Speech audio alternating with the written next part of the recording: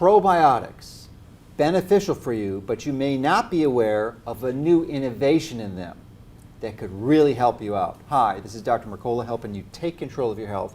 And today I am joined by a longtime mentor of mine, Dr. Dietrich Klinghardt, who is an MD PhD training in Germany, and he still goes back there, and actually in London too. And in the US, he's based out of Seattle. So he is the physician who first introduced me to this novel approach, and we're going to discuss this in great detail, and I think you're going to find a lot of useful information here. So welcome, and thank you for joining us today, Dr. Klinghardt. Well, it's nice to see you again, Joe. All right, so I had the chance of connecting with you in March earlier of this year, and I sat next to you during the presentations I presented at your conference, and you enlightened me about a novel approach that you were getting incredible results in your clinic, because you're still in the trenches. You see some of the sickest patients in the world, and are able to help a good percentage of them with your novel techniques that really, focus on the basics. And this is one of them. Obviously, we have to clean up the diet. We're not going to talk about that here today. We agree pretty much on that. But the other approach is to use these spore-based probiotics, and they don't necessarily mean you have to stop probiotics, but they complement it. So I wondered if you could talk about how you found them and your clinical experience with them. Okay, so it's really a longer story.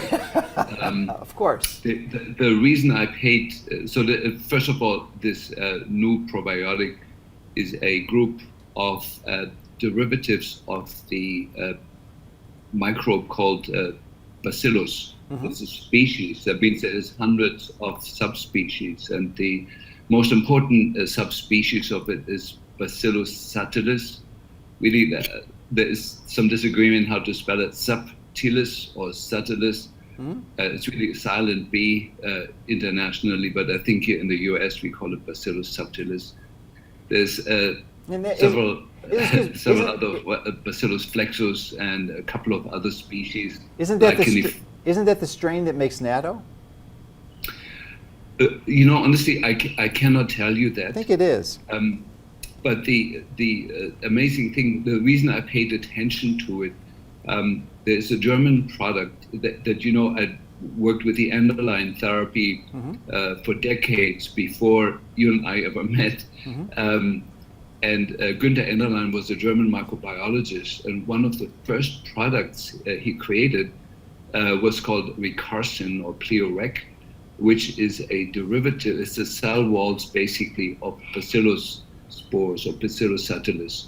And that product came out in Germany in 1935 and has been used as a immune modulator to achieve very, very effective immune modulation.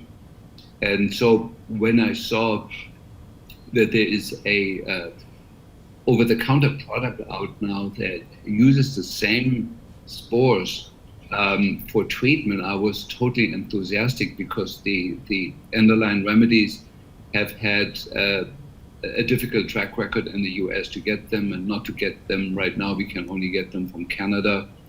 And so, and I have since 1976 experience with using bacillus subtilis in that form, and then when it came out as a supplement, I was totally enthusiastic. And so this new product has a history since in the US since 1958. The first time it was approved by the FDA as a medical drug was in 1958, and then went through different evolutions and then disappeared again. And so now we have a wonderful, fantastic source of it that really came straight out of the human microbiome project. The next project that evolved was the gut microbiome project that's still going on to identify all the species of microbes that we have in the gut. And the really exciting thing about that is that pretty much every species that is discovered that wasn't named before or wasn't really known in a significant serves different functions in our organism. And I think I should just say a few things about that, some of the more exciting things that I found.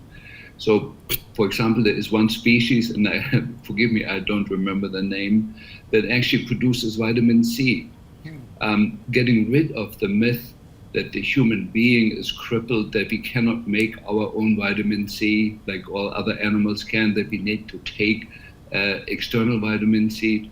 That's a complete myth. We have a species of microbes in our gut that actually produces vitamin C out of sugar. And so that was a revolution for me when we found out there's other species that have the function of creating amino acids. In fact, there is a famous Swiss researcher, Benner, who invented the muesli. Anyone who's ever eaten muesli, it's called in Europe Bircher muesli, named after its inventor. And Benner was a wonderful researcher, medical doctor, who went in the 1940s across different island regions, different parts of the world to see how long people live and what they eat. And he found a subculture in the Caribbean where people lived well into their hundreds, but they only ate one food. It was sweet potatoes. And he followed the question, how do these people survive on sweet potatoes? Because there is virtually no amino acids in it, there's no fatty acids in it, there's hardly any vitamins in it. And so what he found is that he had these inhabitants had a species of Clostridia in their gut that were actually producing the whole spectrum of essential amino acids and the whole spectrum of essential fatty acids.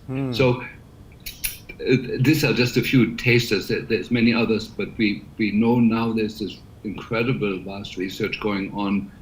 We have at least 2,500 species of different microbes in the gut, and most, if not all of them, serve our organism in a symbiotic way, that they are either producing something or they're absorbing some toxic products that we are producing and metabolize them. Some of them are detoxing the environmental toxins that come with our food.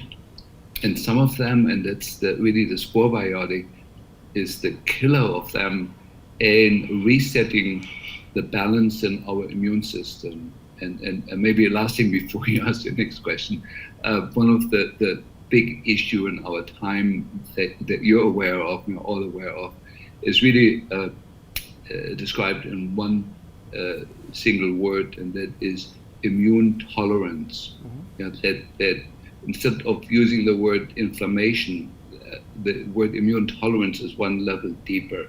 It basically suggests that many of us have lost our tolerance towards the factors that are in our environment. Many of our patients have lost the tolerance towards actually food that would serve them in many ways, but they cannot tolerate it. Many people do not tolerate the vitamins and nutrients they take. They've lost that. Many people are not tolerating the environment they live in, the carpet floors, the chemicals that are outgassing. Other people are, and we find, and I know you know the truth of that the healthier a person is today, the more immune tolerant that person is. That means they're the ones that are not affected greatly by the electromagnetic environment. They're the people that avoid the chemicals that are in the air and in the food, the aluminum in the air, the glyphosate in the food. The people that have the greatest tolerance are the ones that are in greatest health. And the question was always, is immune tolerance a consequence of good health, or is immune tolerance actually the factor that makes people healthy? And I would postulate the latter. And so the bacillus spores that we probably going to talk more about have been found, and there's several research papers that confirm that dramatically increases our immune tolerance. And so with that, it becomes not just one of the many things you can do for health, not one of the many other things you can try or put in your program, but it becomes a very primary issue. We have very, very few tools. I could mention a few others, but we have very few tools to predictably increase immune tolerance in the patient. And the spores are right now number one.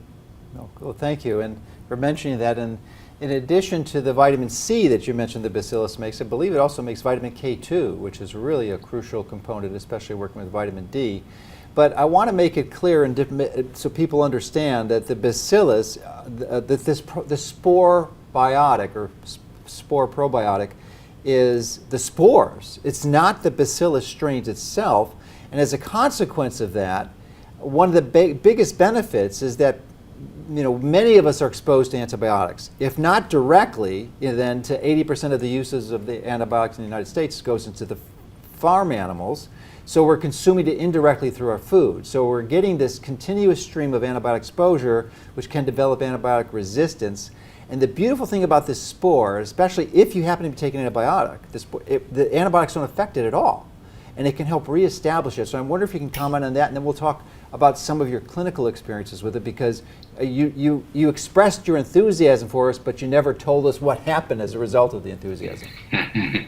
Yeah, so let me just explain the word spore. So spores, the spore form of a microbe is really equivalent to a seed in plant life. Mm-hmm. It is very, very well protected in that, but it's a protective shell around the DNA and the working mechanism of it. And the bacillus spores have been, now listen to this, have been found to live in the soil for 50 million years. Oh, they can be silent, dormant, and they're dormant. The spore form is a dormant, non-metabolically not alive form yet of it.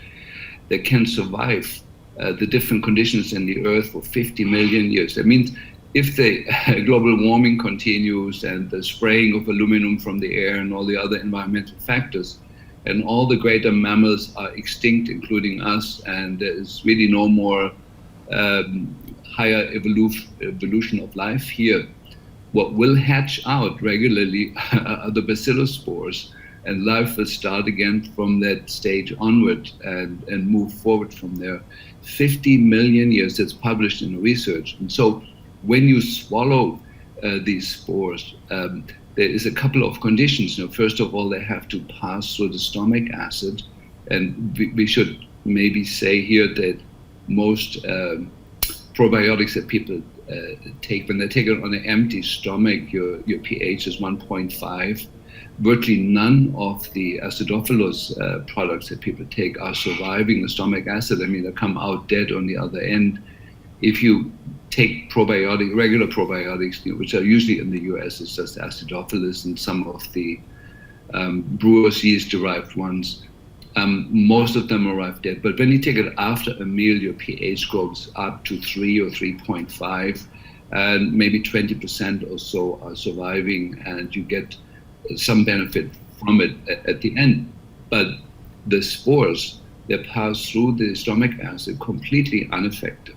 Now, for them to become active and actually work for you, they have to hatch out, they have to germinate, and so that's number one. And they do that, they start to germinate in the small intestine, and then they have to establish residency. That means they have to actually talk to the other microbes and be accepted by them. The other 2,500 species basically have to welcome them and have to agree to a certain number of them that can establish their way there.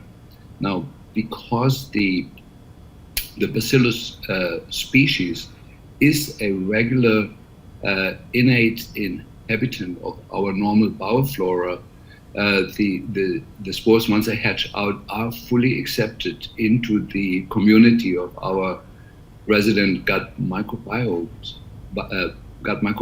and unfold their property, their symbiotic contribution in the gut in that way.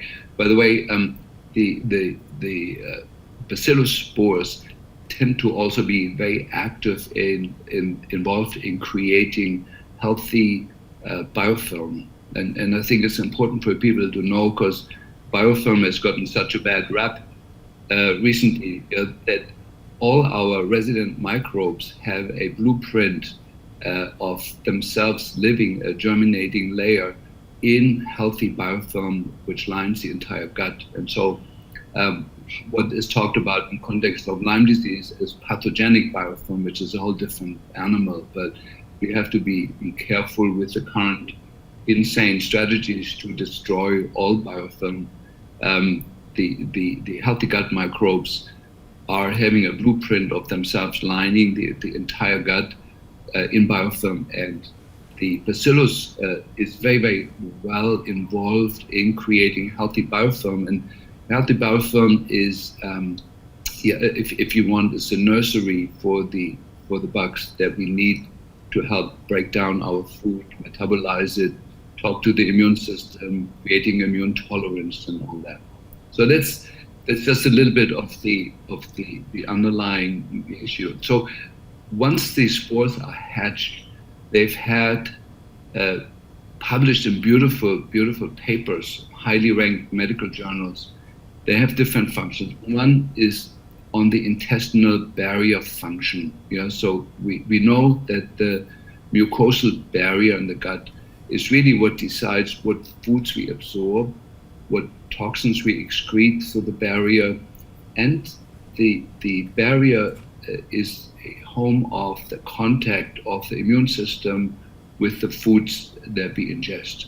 And so for us to absorb elements from a food, first of all, they need to be broken down proper by the digestive process, but then there needs to be a process by which the food talks to the immune system, and the immune system says, okay, that food we're taking in. And one of the beautiful things of the spores, once they're hatched out, is they increase immune tolerance. That means they first of all, they repair the damaged intestinal barrier. The leaky gut, as we call it in common terms, has been found that has an incredible role in repairing the leaky gut.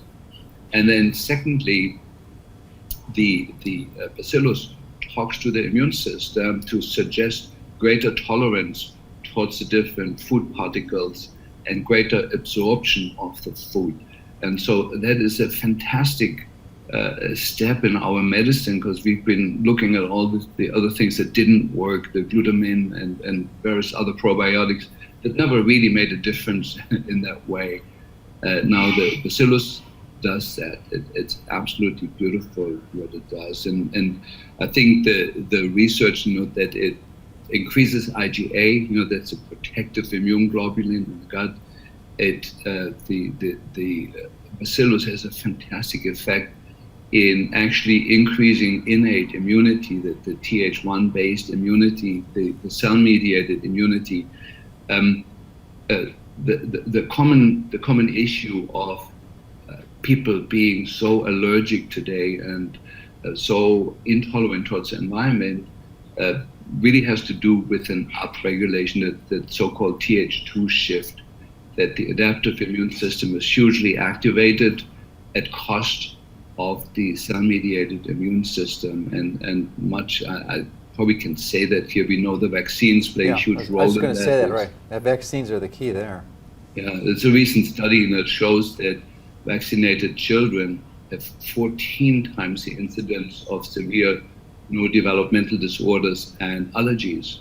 And so the beautiful thing, if the bacillus reverses that, it moves the Th1 that's been suppressed by the vaccines back up into its balance point. And so we observed in the autistic children community fantastic benefits, that some of the damage caused iatrogenically is reversed by simply taking this product in really very, very small amounts. A 5-year-old may just need the content of a quarter capsule once or twice a day to reset the system. And so maybe just a little bit more so we get that part out of the way. Sure. Before we get to just some clinical observations, the inflammatory cytokines that we know, the bacillus has a huge effect on modulating the cytokines that the anti-inflammatory cytokines get upregulated, and the inflammatory cytokines get downregulated, and it makes a beautiful balance between the two again. That is so out of balance, and we could, for hours talk about the causes that probably better than anybody else in the world: the electrosmog, the glyphosate in the food, the atrazine in the food, the aluminum from the geoengineering that's going on, all the factors that are so hugely inflammatory. This simple product works on all levels to antidote that, and so. I think I want to just maybe mention a few clinical observations. Before we go there, let me just interject with a question and a comment.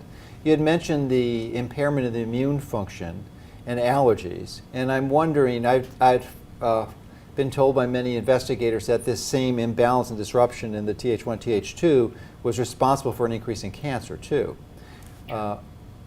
So that would address it, but the question I have is, would it repair the immune dysfunction as a result of leaky gut or dysfunction in the tight junctions? Does it facilitate that repair that's typically due by toxins or glyphosate? I think we need to need to look deeper. We looked at the research recently that came out from Luc Montagnier, the guy who discovered the AIDS virus. And he spent the last few years looking at how microbes communicate with each other and with our immune system.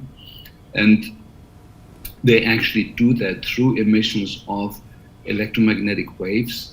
Some of these emissions are in the light spectrum, some are in the microwave spectrum, and some are in the low frequency spectrum. And microbes recognize each other, not so much through chemical signals, that is secondary, but through electromagnetic signals. And they communicate with our immune system with electromagnetic signals. And I could give a whole long lecture on it, but basically what happens when two neighboring microbes talk to each other, one sends out a spectrum of frequencies, and the other microbe answers it with sending out the same pattern of frequencies, and they're adjusting the emissions so that one wave that comes from one microbe is mirrored by the same frequency that comes out from the neighboring microbe. So if you would stick a measuring instrument there, you wouldn't find anything, because the two frequencies are exact mirrors of each other and they cancel each other out. When a new microbe comes in that is not welcome in the gut, there is none of the resident microbes nor our immune system cancel out that frequency. And so this is then how the immune system recognizes the foreign microbe, mounting a huge response to it.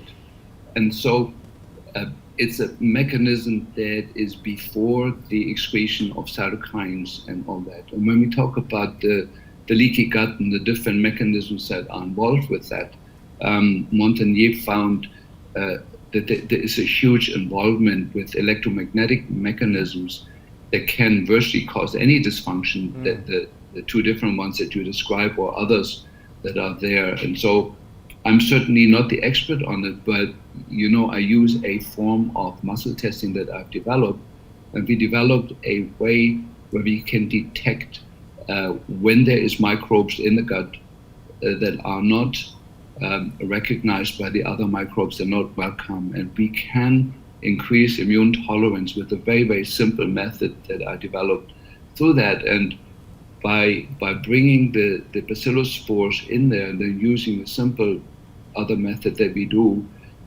we can basically anti-inflame the entire gut within a few days.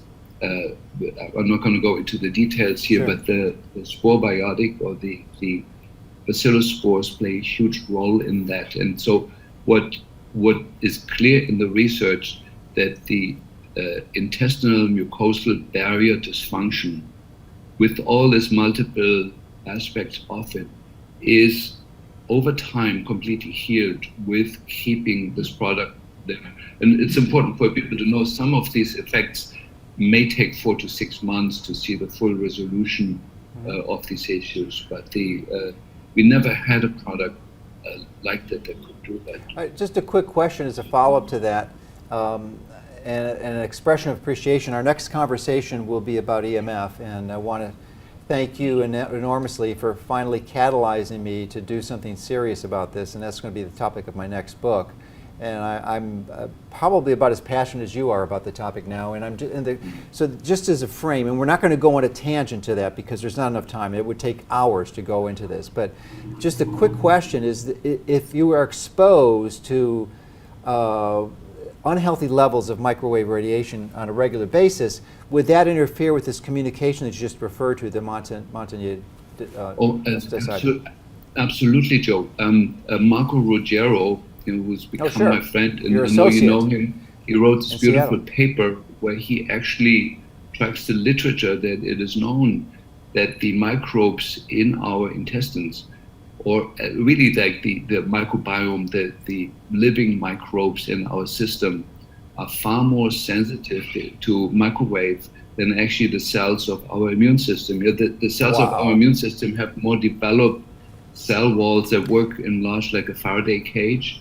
And most of the microbes, the resident microbes in us, do not have that. And so we need to, in the future, much more look at that the gut microbiome is not just damaged by the chemicals that come with the food, but they're hugely damaged, directly damaged with the electromagnetic waves that we're exposing them to. And so, as part of my treatment for restoring health of the patient, every patient gets on day number 1, gets a lecture on how to protect themselves from these phenomena. And it's really not difficult because it implies physics, a good understanding of physics, and then protecting the patient with true physics-based measures. But I think we cannot have a discussion about the healthy microbiome of the gut without having a discussion of that the underlying factors that actually have damage and are increasingly damaging our gut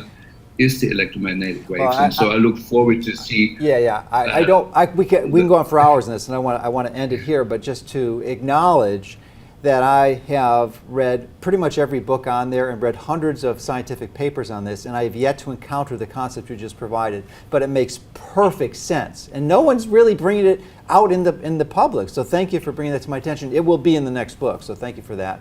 So having said that, let's go on to where I interrupted you previously, which was to tell us about your clinical observations doing this, because I do want to keep the conversation on the spores. So there's maybe one more fact that people are not aware of. When we count the weight of the DNA in our system, and when we count the weight of the entire DNA of the microbiome, that means the healthy bugs that live in our sinuses, in the nose, in the eyes, on the skin, and in the gut, our own DNA is only 2% of the entire weight of the DNA. People do not have a concept of that. And a large part of that weight is the microbes in our intestines and the microbes in the sinuses. And so what we do, and we know that the bacillus spores, when we give them to people, they do not only add to the healthy microbiome that we have, but they're changing through their electromagnetic language that they have in the gut. They're hugely increasing the reproduction of acidophilus and bifidus and other microbes. That's all published. So this is unique. Usually when you give acidophilus, maybe 20% come out on the other end of the stomach, and that may add to the microbiome in the gut. But they only take care of themselves. But the bacillus spores, when you give them, they're actually enhancing many of the other species of beneficial microbes. So they're not just that we're adding something to the pot, but we're actually increasing the good things in the pot at the cost of the others. And maybe a little bit further than that, the bacillus spores have been shown to create 24 so far identified substances that have strong antimicrobial properties. But as life goes, they're not like antibiotics that kill everything. 24 different antimicrobial peptides and substances that are very, very specifically suppressing the residents in our gut that are not contributing to the whole. They're not symbiotic, the pathogens, like we call them. And so 24 substances, this is unbelievable, that are hugely targeting the pathogens. And so before I get into some of the clinical experience, I think it's important for people to know that the old idea that there is good bugs and there is bad bugs is no longer true. We know that bad bugs become good bugs the moment they're integrated in our microbiome and the moment they're fed with the food that actually makes them behave properly. I just want to, before we go into the other stuff, say one more thing. The research that the Swiss researcher did, finding that under certain dietary conditions, the Clostridia, that C. diff, becomes an important, for the survival of the patient, important bug. Once you feed it with sweet potatoes, the C. diff starts making out of that essential amino acids and essential fatty acids. And we need to know that every food that the patient eats is a probiotic. It's either nurturing the symbiotic bugs in our system or the pathogens, or, this is even more important, makes out of symbiotic microbes pathogens that now behave in ways that they do something that is damaging us. Or the right food can turn pathogens into symbiotic bugs. And I know that this is not an area that has been investigated properly or has been understood, that there really is no such a thing as a pathogen. It becomes a pathogen when we feed it the wrong way, when we threaten it with electromagnetic waves. I did this research years ago that shows that fungi that live naturally in the gut and are actually contributing to our health turn highly pathogenic under the influence of microwave.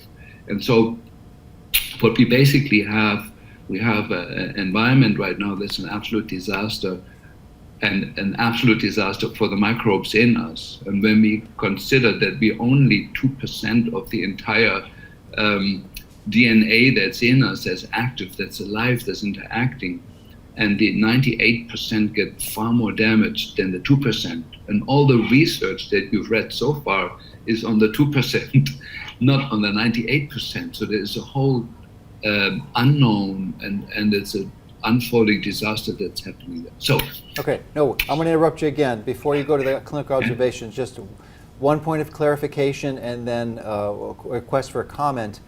When you say microwaves, there are people who watch this who don't know what you mean. I just want to emphasize that that's not just microwave ovens. Yes, it's microwave ovens, probably the most pernicious form of EMF in your house, one of the most pernicious, and there's no reason it should be there, but it's also the same frequencies or similar frequencies as your cell phone, your portable phones, your Wi-Fi router, and most of the wireless things. So that's the microwaves. But the question I have for you, with respect to the spore-based probiotics, I'm wondering if you can comment if it's a transient or if it actually establishes residency in the gut when you have it, because that's an area of confusion for a lot of people.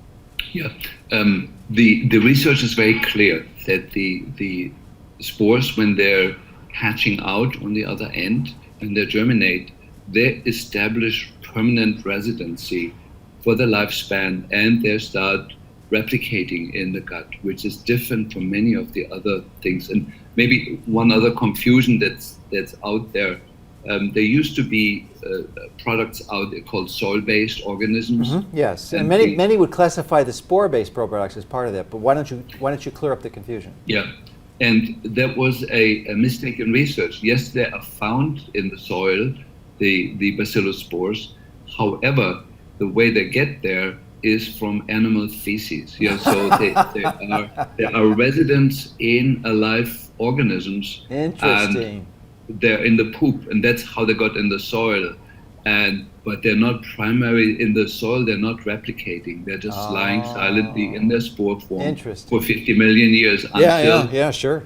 Until you cannot eat it with your spinach or your salad, and if you're washing it too carefully, you're missing out on the good stuff. And so, so they're not they're not falling under the strict biological Okay. definition of soil-based organisms because they're not replicating in the soil, but they're found in the soil, but they only get there through animal feces or human feces for that purpose. All right, and then I think we established that it's not a transient as most probiotics are, but this, once it germinates and takes seed, then it's there for its lifespan, for a long time.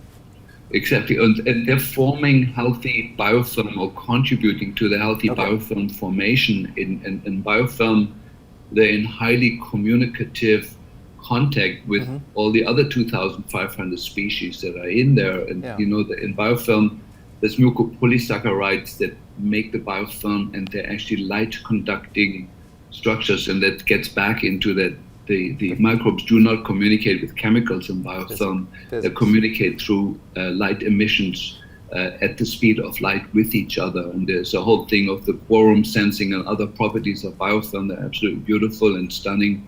And the bacillus contributes hugely to that. Okay. So you've established that the primary purpose of all these benefits that you've alluded to is to improve immune tolerance. So with the beautiful frame that you've just established, I'm wondering if now you can progress into your clinical observations on using this as a therapeutic tool.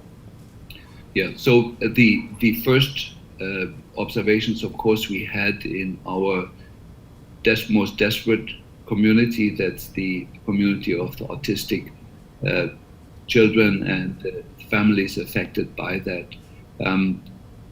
You know that the most cases of autism that at least we have in the office, we cannot overlook the connection to the vaccines. In many cases, there's certainly some cases where it's not connected to that, but in many cases it's within a few days or a few weeks after one of the vaccines, not the first vaccine, but there's a breaking point where that happens. And so we observe in these kids often the dreaded Th2 shift, you know, sort of where the Th2 part of the immune system is built up through stimulating it iatrogenically at the cost of the Th1 system. And anyway, so on the practical level, it's pretty simple. You know, that the kids that that can tolerate only 2 or 3 foods, you put them on a program with this, and within a few months, they become broadly tolerant towards other foods, and with that, making huge forward steps in their neurodevelopmental development. And we had other probiotics, you know, that we tried that were excellent. You know, I have to say that under the umbrella of the different autism groups, the whole idea of using prebiotics and probiotics has hugely moved forward with good products. But this has been a marked breakthrough and has been extremely helpful. The issue there is if you have a kid that's very, very allergic, you have to start with a very small amount, give once a day, and then slowly increase the dose. You don't start right away with a huge dose. That's number one. Number two, you know, my main patient group are patients with chronic intractable neurological disease. It's a community of MS, Parkinson's, ALS, and the larger community of Lyme patients that have all neurological symptoms, but none of them fall under the classical patterns. And in that community, the spores have been invaluable. They have been really phenomenal how they have been contributing to the progress that patients make. You know, so most of our patients have severe intolerances towards many foods, and really the Lyme patients, it's weird ones, you know, that they may not tolerate spinach or they may not tolerate carrots. It's not just the gluten and dairy allergies, but it's weird ones that would, like a vegetable that nobody has thought about is actually triggering the permanent whatever back pain or the migraines or the whatever it is. And so by broadening the immune tolerance with the spores, it immediately self-corrects. You know, that you know, they may have had whatever 60 different documented food allergies in the test before, and within a few months there may be 5 or 6 left. Um, with that, we do know that the leaky gut is a huge part of the brain fog. And just, before this interview, I was seeing patients, and just the last patient before us, since she's been on the probiotic, her brain fog has lifted off, and she really described it. It was like lifting a head out of her brain that is now gone. And we see a lot of improvement in just general neurological symptoms. The typical Lyme patient often has a feeling of vibration inside that cannot be objectified, because when you put your hand there, you don't feel it, but they feel it. We've seen that lift of patients. Brain fog is a big one. Also, vision improvements we see in the Lyme community. The people have floaters that come and go, with it's just weird stuff in the eyes. We've seen that lift off. God, there is so much. And of course, I have to be honest here, because when we treat patients, we put them on multiple things at the same time. And we're always tracking new ideas, so that it kind of gets blurry around the edges. But I would say that pretty much every patient who has been stuck in a certain status of not making progress, once we add in the Spore-Biotic, there is further progress with the patient. And that really, the people that listen, most people don't know they have Lyme disease. Listen to this, they may be interested in it, but me and Marco Ruggiero developed a new way of testing for Lyme disease, where it shows that at least out of the patients that come to my office, out of the first 150 patients that we tested, 2 of them did not have Lyme disease. And so I would dare to say right now the infection rate, when we broadened the definition of Lyme disease to include other chronic persistent infections like Bartonella and Mycoplasma, I would dare to say that probably 80 to 90% of the US population right now is suffering symptoms caused by chronic persistent infections. And that community, which really, when I'm right, it would be 90% of all of people listening right now, everybody will improve to a degree or in major ways by adding in this beautiful immune modulator.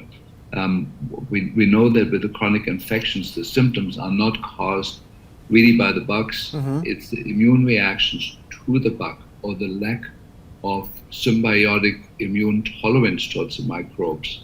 And with giving the Spore-Biotic, we have access to that expression of illness. And the maybe to say that here, why do we have to deal with all these chronic persistent infections now? Well, it's the same factors that drive that. The electromagnetic radiation is the huge one. It's immunosuppressive as a whole and inflammatory at the same time.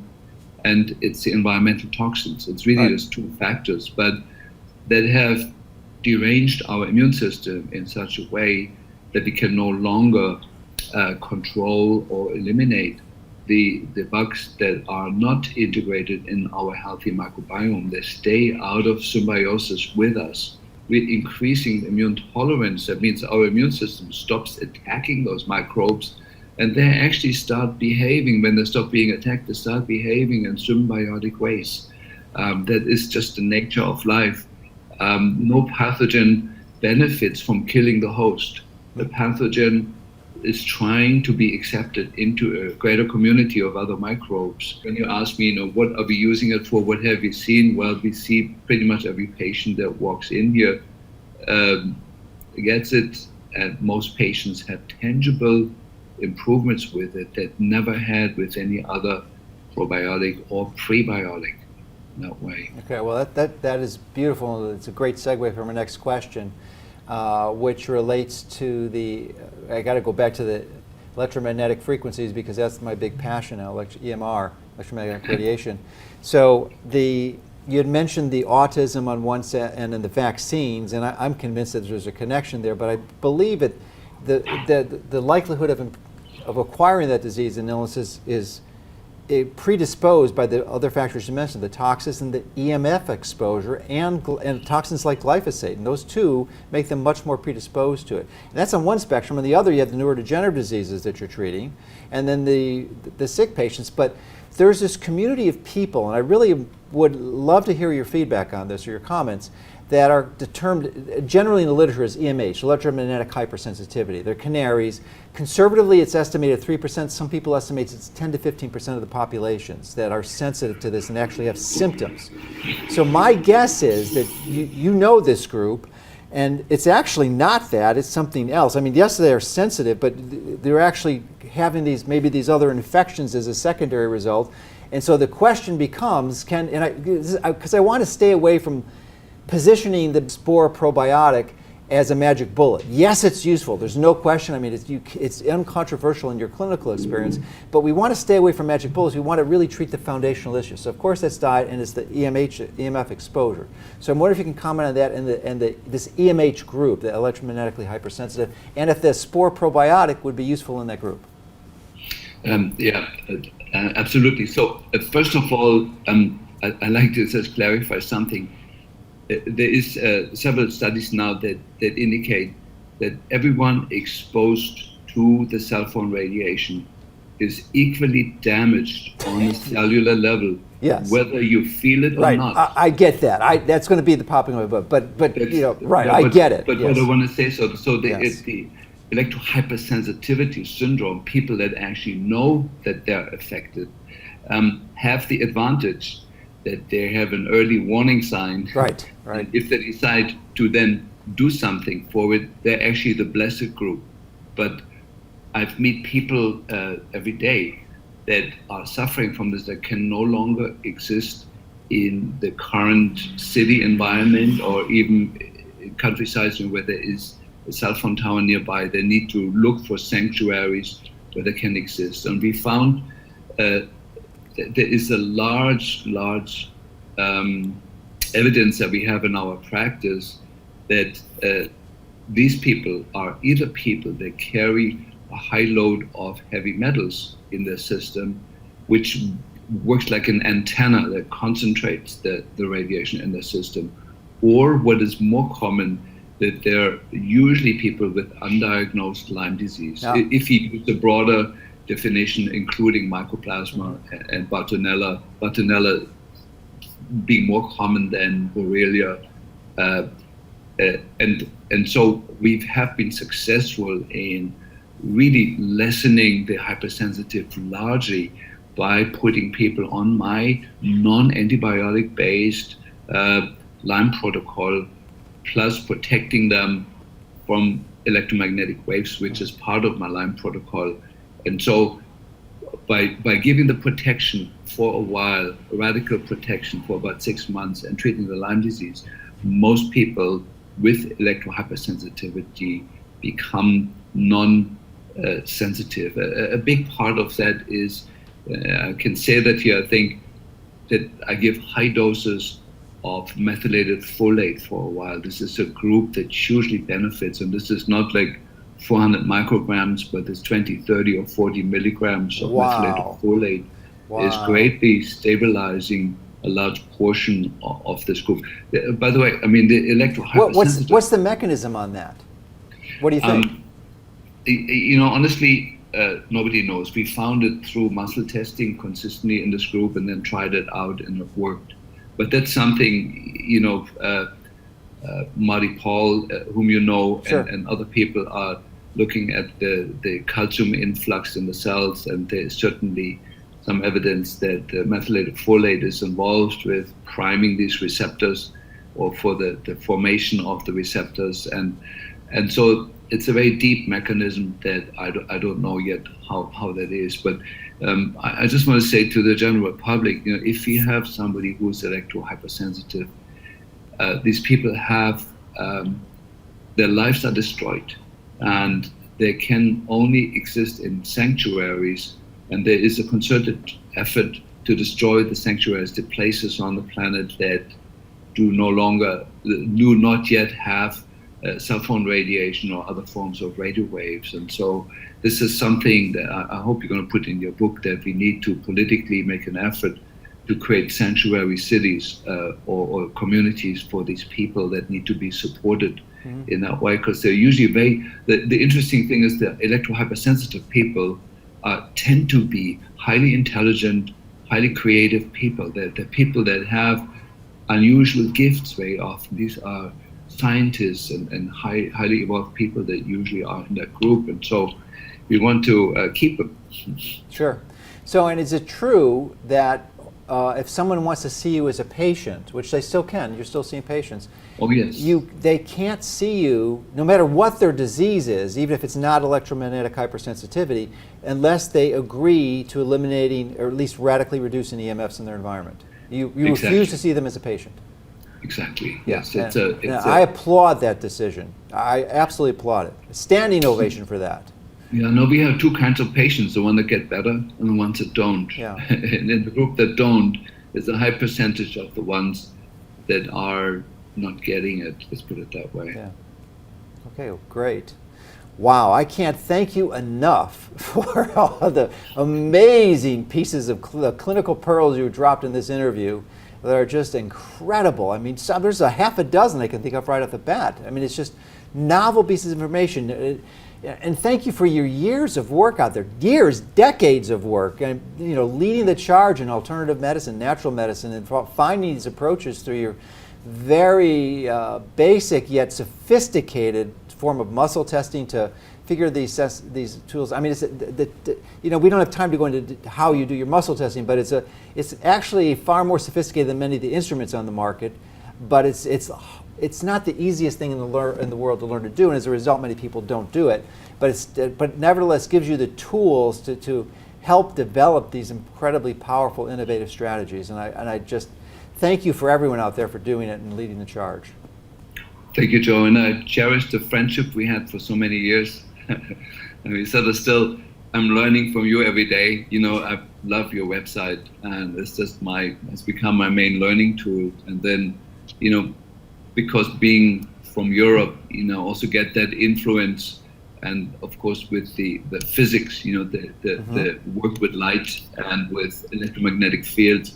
I've had earlier exposure to that, and I'm so thrilled that you're understanding the critical importance for our life and really the future of the planet with that. And quite honestly, having actually a probiotic now that actually works gets rid of 50 other products that our poor patients had to swallow every day. Yeah. So it's one I take every day.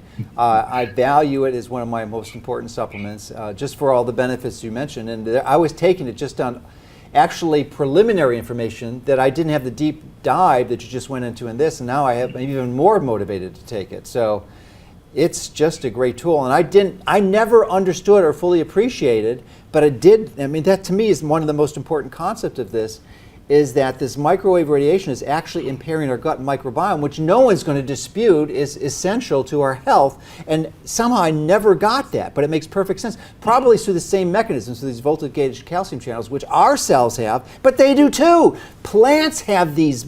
I mean, Paul has shown it very clearly, and there's lots of studies that show that plants will clearly respond negatively to these. Obviously, the first step is avoidance, and as you practice and as you apply in your practice. But the Spore Probiotic can be a very useful tool. Well, absolutely. By seeding the gut with things that make it stronger, firmer, more resilient towards the offenses that we're presenting to it, is a huge key for our time. We need to kind of live through this insane time.